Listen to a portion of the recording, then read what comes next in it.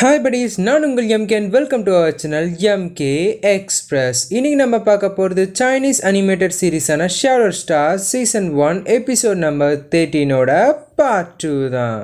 இந்த எபிசோட போன வீடியோட கண்டினியூ பண்ணுறேன். ஸோ போன வீடியோவை பார்க்காதவங்க போய் பார்த்துட்டு வந்துருங்க, ஏன்னா அப்போ தான் உங்களுக்கு கதை புரியும். அப்படியே இந்த ஒட்டுமொத்த சீரீஸ்க்கான பிளேலிஸ்ட் நான் டிஸ்கிரிப்ஷன் கொடுக்குறேன். இதுக்கு முன்னாடி இருக்கக்கூடிய எபிசோடு எதையும் நான் பார்க்கலப்பா அப்படின்னா மறக்காம போய் பார்த்துட்டு வந்துருங்க. ஸோ அதிகமாக பேசி டைம் வேஸ்ட் பண்ணாமல் வாங்க வீடியோக்குள்ளே போகலாம்.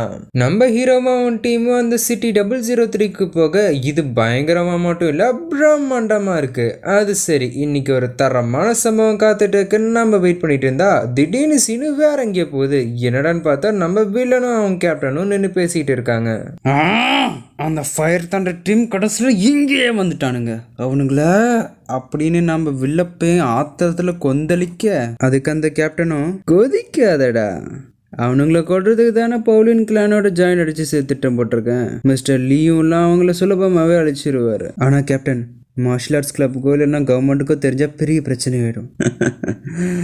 இதெல்லாம் யோசிச்சிருக்க மாட்டேன்னு தானே நீ நினைக்கிறியா? அவனுங்களோட சாவு வெளியில் யாருக்கும் இல்லை, அவனுங்களுக்கே தெரியாம தான் இருக்கும். அப்படியே வெளியே இருக்கா தெரிஞ்சாலும் பவுலியன் கிளான் ரொம்ப பவர்ஃபுல்லான கிளான். இந்த பிரச்சனையெல்லாம் அவங்க ரொம்ப ஈஸியாகவே சமாளிச்சிருவாங்க. நாம் பயப்பட தேவையில்ல. நீங்கள் சொல்கிறதும் சரிதான் கேப்டன்.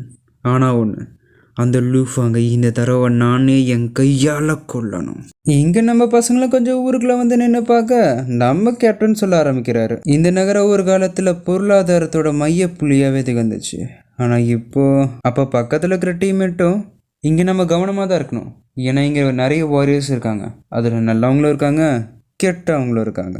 அதே மாதிரி இங்கே இருக்கக்கூடிய பீஸ்ட் எல்லாமே சாதாரண பீஸ்ட் இல்லை, எல்லாமே பீஸ்ட் ஜென்ரல் லெவலில் இருக்கும், இல்லைனா காட் ஆஃப் வார்க்கே இணையானதாக இருக்கும். அதனால் நம்ம ரொம்பவும் ஜாக்கிரதையாகவும் பொறுமையாக தான் செயல்பட்டாகணும். ஏன்னா சாதாரண மாதிரியே வாரியர்ஸுங்கிறவங்களாம் பீஸ்ட்டை பார்த்து அதை கொல்லணும்னு தான் நினைப்பாங்க. அதில் காட் ஆஃப் வார்லாம் சொல்லவே வேணாம். அப்படிப்பட்ட காட் ஆஃப் வார் கிட்டே இருந்தால் தப்பிச்சு இதுங்க இத்தனை நாளாக சர்வே இருக்குதுன்னா இதுங்கெல்லாம் ரொம்ப பவர்ஃபுல்லானதாக தான் இருக்கும் அப்படின்னு இவங்க பேசிக்கிட்டு இருக்கும்போதே பின்னாடி இருந்த ஒரு கோல்டன் ஈகிள், ஹாய்ச்சலாம் அப்படி இருக்கீங்க அப்படின்னு ஒரு ட்ரக் எடுத்துகிட்டு வந்து மண்டை மேலேயே போட, அதுலேருந்து தப்பிச்சவங்கலாம் ஆயுதத்தை எடுத்துக்கிட்டு ஆஹா வரவேற்பே அமோகமாக இருக்கே அப்படின்னு சண்டைக்கு ரெடியாக அந்த ஈகிளையும் இவங்களை அட்டாக் பண்ண வர கட் பண்ணா, ஆமாம் முடியல அப்படின்னு எல்லாரும் ஒரு பால் அடிஞ்ச பில்டிங்கில் உட்காந்து ரெஸ்ட் எடுக்க, black crown golden eagle, primary beast warrior, 2 black snake, advanced beast soldier, அது இல்லாமல் 30 மிஸ்ஃபிட் லைனு. என்னடா வீக்கெண்ட் பார்ட்டியில் ஸ்விக்கியில் ஆர்டர் பண்ண போகிற மெனு லிஸ்ட் மாதிரி இருக்கேன்னு யோசிக்காதீங்க. இதெல்லாம் அரை மணி நேரத்தில் இவனுங்களை காலி பண்ணுறேன்னு வந்து கைலாயம் பண்ண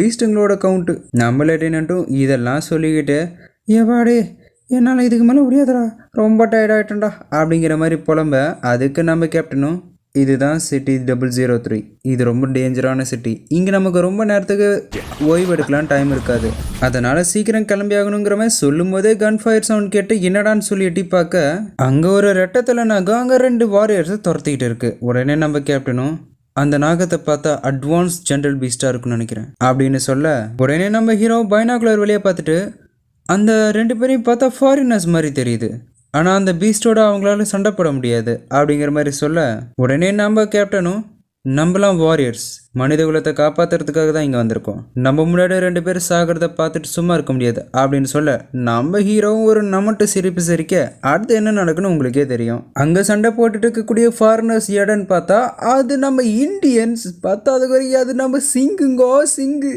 அந்த ஸ்னேக்கும் ஒருத்தரை அடிச்சு போட்டு இன்னொருத்தரை கடிக்கலான்னு வரும்போது பின்னாடி இருந்து டிராகர் வந்து அடிக்க, வேற யாரு நம்ம ஹீரோ தான் தலைவர் அப்படியே பின்னாடி இருந்து தாய் வந்து போஸ் கொடுத்து நிற்க, நம்ம கேப்டன் சைடில் இருக்கக்கூடிய ஒரு பில்டிங்லேருந்து தாவி இருக்கக்கூடிய 2 தலையில் ஒரு தலை மேலே ஒரே போட்டு தான் நச்சுன்னு ஆளுங்களோட எண்ணிக்கை அதிகமானதும் உஷாராக தப்பிக்கலான்னு பார்க்க, நம்ம சிங்கம் செஞ்ச உதவிக்கு நன்றி சொல்லிட்டு என் கூட ஜாயின் பண்ணிக்கிறீங்களான்னு இங்கிலீஷில் கேட்க, நம்ம கேப்டனும் ஓகேன்னு ஒத்துக்கிறாரு. அப்புறம் என்ன, இவ்வளோ நேரம் இவங்கள விரட்டின ஸ்னேக்கு இப்போ இவங்க விரட்டிட்டு போகிறாங்க.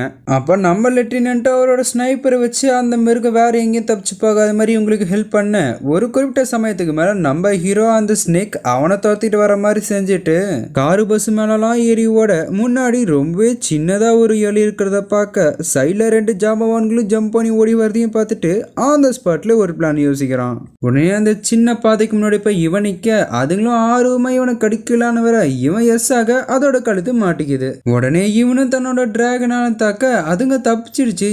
என்னடா எஸ்கேப் ஆயிடுச்சுன்னு பார்த்தா 2 பக்கத்துல இருந்து 2 பேரு சுத்தியில் எடுத்து மண்டை மேலே சங்குன்னு போட அப்பயும் அது சாகல. உடனே நம்ம கேப்டன் அதோட வீக் ஸ்பாட்ல ஆடுறா அப்படின்னு சொல்ல நம்ம தலைவனும் அதோட வீக் ஸ்பாட் கழுத்து தானே அங்க போய் தன்னோட டிராகரால அடிச்சாலும் ஒரு சின்ன கீரல் தான் விழுகுது.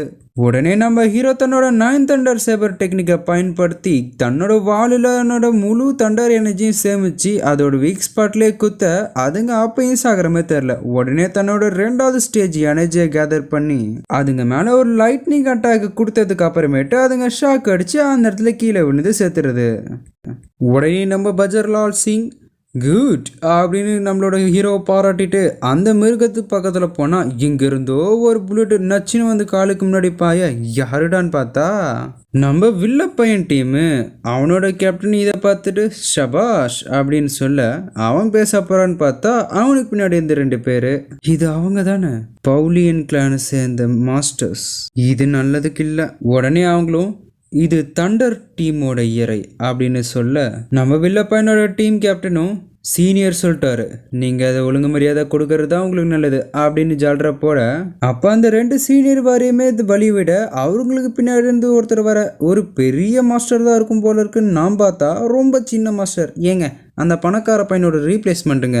உடனே அவனும் சும்மா ராஜா பகவத் மாதிரி பந்தாவா வந்து அந்த பீஸ்டோட தலை மேலே காலை வச்சுட்டு இது என்னோடது அப்படின்னு சொல்ல என்னதான்டா நடக்குது இங்கே அப்படின்னு நாம் அதிர்ச்சியான மாதிரி எல்லாரும் கன்ஃபியூஷனில் காட்ட இந்த எபிசோட இங்கேயே முடிச்சிடுறாங்க.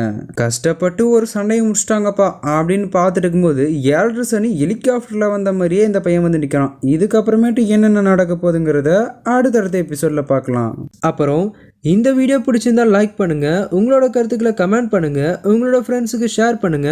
இது எல்லாத்தையும் விட முக்கியமா நம்மளோட சேனலுக்கு சப்ஸ்கிரைப் பண்ணுங்க.